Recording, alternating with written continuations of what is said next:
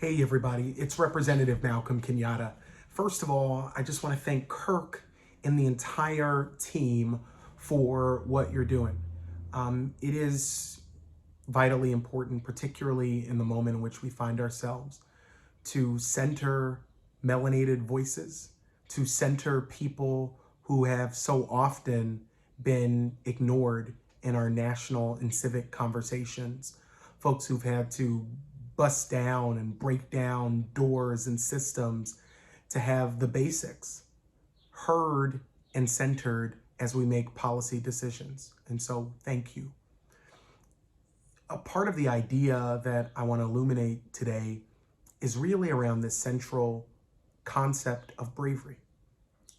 You know, it's been said that courage is the most important of all virtues because without it, it's impossible to implement the rest. When I think about courage or bravery, I think about it as a renewable but indispensable resource as we confront the very real challenges that face us right now as a nation and as people of color and people of conscience. I'm fond of saying that bravery begets bravery. You know, I grew up in a Pentecostal church in the Kensington section of Philadelphia. And I was ordained as a minister in that church at 13. And spending time in my faith tradition taught me so many things about what bravery looks like.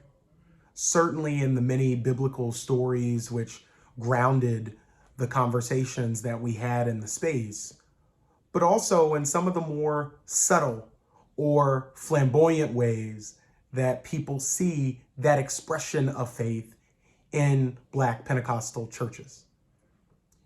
So when you think about people catching the Holy Ghost, when you think about folks who are shouting and dancing and praising their God in the face of huge challenges, I'm reminded of something, I'm not sure which church I heard it in, but reminded of a pastor who once said, don't wait on your neighbor because your neighbor might be waiting on you. I think that that is true of all of the challenges and the advocacy, the activism that is going to be required to meet them. So often, we're waiting on somebody else to give us permission to stand up and speak up about things that we fundamentally know to be true. You think about every big movement in American history, and what you see before you see the tidal wave of progress is you see little ripples. People who get up the courage, gather the nerve to step up and be brave, to step up and speak out. I think about my grandfather, Malcolm Kenyatta, often. He was a civil rights leader. He was certainly a rebel rouser in his time. But he got that from somewhere. He got that from his grandfather, my great-great-grandfather, Bonzi. My great-great-grandfather was a former slave and went on to be a sharecropper. My grandfather and his brother, in the early stages of their lives, their mom lived back at home with her parents. And my great-great-grandfather Bonzi would say all the time, we fought back. We pushed back. I heard it recounted that he would say, don't listen to anybody who said that Black and brown folks just took it lying down. We fought back. Hearing those stories about, from his grandfather, him sitting on his knee and hearing those stories, I have no doubt that it inspired his own activism. I lost my grandfather at 1.5 years old. but I can tell you that stories of his activism inspired me to believe that what I had to say mattered, that speaking up was not a nice to do, but it was a requirement to continue to push America closer to its creed, to the principles of which we've always fallen a little short. At the heart of that, though, is what it takes and how contagious it is when somebody speaks up, when somebody steps up, when somebody demands that they be included in the process. Right now, particularly as it relates to the right to vote, we are seeing people stand up and speak up. And this has a profound impact on African Americans. As you all well know, the threat to the right to vote is not a new threat. And unfortunately, it didn't start with the former president. It didn't start with the big lie. Every time, you just close your eyes and think about it for a second. Think about every time that America has been pulled closer to making the words of our promise, to making it real. Think about that moment. Whether it's civil rights or LGBTQ rights or women's rights, what you will find is a new generation of leadership speaking bravely in the face of opposition, speaking boldly to power, demanding that for every single one of us, that the words of our founders include us, that this American dream and the American promise that is supposed to help us fulfill that dream, we've seen generations of folks step up to make it real.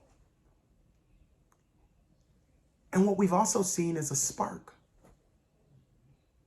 What we've also heard are stories of that one person who decided enough was enough. This is our moment to say enough is enough. This is our moment to engage in the contagious act of bravery for our values. When we think about the future that we want to build together, when we think about a future that boldly deals with issues like climate change, that unequivocally addresses systemic challenges in housing and healthcare and the systemic racism that undergirds those things. When we think about what it means to have a country that in all of its areas of leadership reflects the fullness of the American experience, when we think about what it takes to get to that, it's not possible without courageous leaders. It's not possible without people who understand the necessity of their vote in securing this experiment in self-governance. It's why I've been unequivocal in speaking up about what's at stake. And it's why so many others have been unequivocal in organizing their friends and neighbors to push back at every single turn. Bravery, courage, it's often discussed, but so much easier to have in practice. So much more difficult to have in practice. I wish it was easier, but it's more difficult. Because we all know that knot that you get in your stomach when it's your moment to step up, when the spotlight is on you, and maybe it's not in front of a crowd, but maybe it's at your workplace where somebody needs to challenge a policy that disenfranchises certain people within your organization. Maybe it's you in your school environment when somebody in a room needs to push back on something that might have been said at the front of the class. Maybe it's in your local community where issues of gun violence or blight or lack of affordable housing requires an advocate to speak out, to call us down an unbeaten path, to provide solutions for people in desperate search of solutions. We all find our moment. We all find our moment where what we do, whether we go left or go right, can change the course of history for those in your community and certainly for you. I'll never forget when I ran for state representative and I had my launch video, and in the video, I talked about being, a poor black gay kid from North Philly. And I'll never forget, I had somebody who was a supporter of mine say to me, well, Malcolm, you have to take that out of your launch video. You have to take it out. If you don't take it out, you'll lose. And I said to them, no. I wanted to run as exactly who I was. And throughout the campaign, I was greeted with a lot of the things that person was fearful that I would be greeted with, but we met it head on. And because of that, with my election, I became only the second and the first openly LGBTQ person of color ever elected to state government in Pennsylvania history. And because of that, I find myself now running to make that same history in the United States Senate. And I will tell you that first campaign, and certainly not this one, they're not easy. They're not without fear. They're not without second guessing. But what's been so important is that I've met so many people who've spoken to me, who've reached out to say that it mattered and it matters to them that I'm running. I was at a fundraiser, and at the end of the event, a local council member stopped me and he said, I want to thank you because I ran for office because I saw you win. It encouraged me to run. I don't tell you that story because it says anything about me. I tell you that story because somebody's waiting on you. For you watching. Somebody is waiting on you right now to give them permission to speak up and speak out about the challenges they face. For our community, for the future and the health of our country and our democracy, you cannot wait. So when you hear that voice or you get that knot in your stomach and it's your time to speak up and be brave, Lord knows I hope you do it. Lord knows I hope you do it. Because somebody is waiting on you. We're all waiting on you. Go be brave. Go change the world. Thank you so much for having me.